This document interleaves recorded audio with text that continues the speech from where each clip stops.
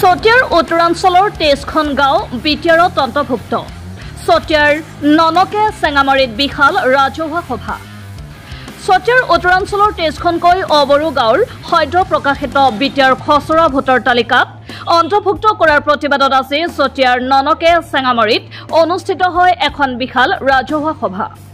অবৰু সুৰক্ষা মঞ্চৰ উদ্যোগত বিশ্বনাথ সমষ্টিৰ বিধায়ক প্ৰমোদ বৰঠাকুৰৰ লগতে নদুৱাৰ ৰাজচক্ৰ বিষয়া ডাক্তৰ আকাশদ্বীপ কাকতিৰ উপস্থিতিত অনুষ্ঠিত হোৱা এই প্ৰতিবাদী সভাত আছু যুৱ ছাত্ৰ পৰিষদকে ধৰি 20ৰো অধিক জাতীয় সংগঠনৰ প্ৰতিনিধিয়ে অংশগ্ৰহণ কৰে। অবৰু ৰাইজৰে পৰিপূৰ্ণ এই গাঁওসমূহ কোনো কাৰণতে বিটিআৰত অন্তৰ্ভুক্ত হ'বলৈ দিয়া নহ'ব বুলি ৰাজহুৱা সভাই সিদ্ধান্ত গ্ৰহণ কৰে। উল্লেখ্য যে আজিৰ বিশাল ৰাজহুৱা সভাত কেইবা সহস্ৰাধিক লোক উপস্থিত আছিল।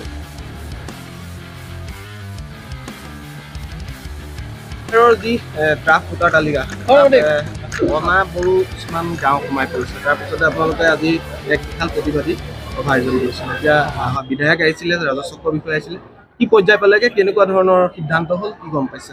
জৰিয়তে আমি অনাবৰু সুৰক্ষা সমিতিৰ সভাপতি হিচাপে তথা আজিৰ সভাৰ সভাপতি হিচাপে নদুৱাৰ প্ৰেছ ক্লাব আৰু চতিয়া প্ৰেছ ক্লাবৰ সমূহ সাংবাদিকসকলক আমি ধন্যবাদ জ্ঞাপন কৰিছোঁ।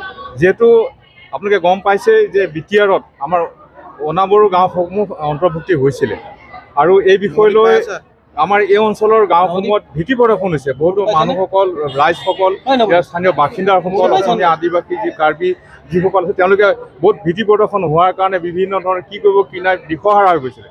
যাৰ কাৰণে আজি আমি অনাবৰু সুৰক্ষা সমিতি গঠন কৰি আজি এখন বৃহৎ শান্তি সম্প্ৰীতি আজি সভা আমি আয়োজন কৰিছোঁ। এই শান্তি সম্প্ৰীতি সভালৈ আমি সন্মানীয় বিশ্বনাথ বিধানসভা সমষ্টিৰ বিধায়ক প্ৰমোদ বৰঠাকুৰদেৱক মাতিছোঁ। নদুৱাৰ ৰাজচক্ৰ বিষয়া আহিছিলে আৰু ইতিমধ্যে নদুৱাৰ সমষ্টিৰ বিধায়ক পদ্ম হাজৰিকাদেৱে ভইচ লাইভ ইয়াত দিছে। সকলোলৈ শান্তি সম্প্ৰীতি ৰক্ষা কৰি যাতে আগবাঢ়ি যাব পাৰি তাৰ কামনা কৰিছে। আৰু বিটিআৰ চুক্তিত যিখিনি অনাবৰু গাঁও অন্তৰ্ভুক্ত হৈছে, আমাৰ আদিবাসী গাঁও বাগানো সোমাইছে, আমাৰ অসমীয়া গাঁওসমূহ সোমাইছে। এইখিনি সমস্যা সমাধানৰ ক্ষেত্ৰত যিখিনি আমাৰ আফচু ল'ৰাৰ লগত ইতিমধ্যে নদুৱাৰ ৰাজচক্ৰৰ কাৰ্যালয়ত এটা আলোচনা হৈছে আমাৰ সমিতিৰ লগত। তেওঁলোকে অতি সোনকালে এইখিনি বাহিৰলৈ উলিয়াই দিয়াৰ কথা কৈছে, ভোটাৰ লিষ্টৰ পৰা নাম কৰ্তন কৰাৰ কথা কৈছে।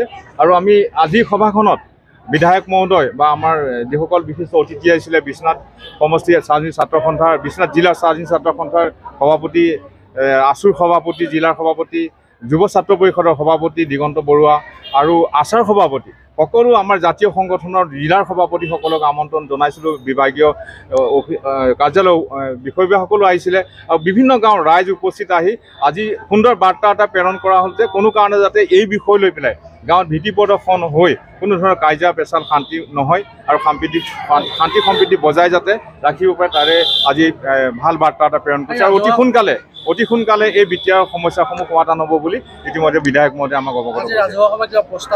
আজি ৰাজহুৱা সভাত প্ৰস্তাৱ লোৱা হৈছে যে আমাৰ জাতীয় সংগঠন, 4টা জাতীয় সংগঠনৰ বিষয়ববীয়াসকল আহিছিলে, জিলা পৰ্যায়ৰ, ৰাজ্যিক পৰ্যায়ৰ, তেওঁলোকে একেলগে জিলা উপায়ুক্তক আমাৰ এই বিষয় লৈ পেলাই স্মাৰকপত্ৰ প্ৰদান কৰিব। অতি সোনকালে বিটিআৰৰ পৰা অনাবৰুসকলক মুক্ত কৰিবৰ কাৰণে প্ৰস্তাৱ দিয়া হ'ব। আৰু ইতিমধ্যে জিলাৰ জাতীয় সংগঠনসমূহে জিলা আয়ুক্তক ইতিমধ্যে প্ৰস্তাৱ প্ৰেৰণ কৰিছে যে অনাবৰুসকলক বিটিআৰৰ পৰা বাহিৰ কৰি দিব লাগে বুলি। এইখিনিয়ে আমাৰ আজি বাৰ্তা আপোনালোকলৈ।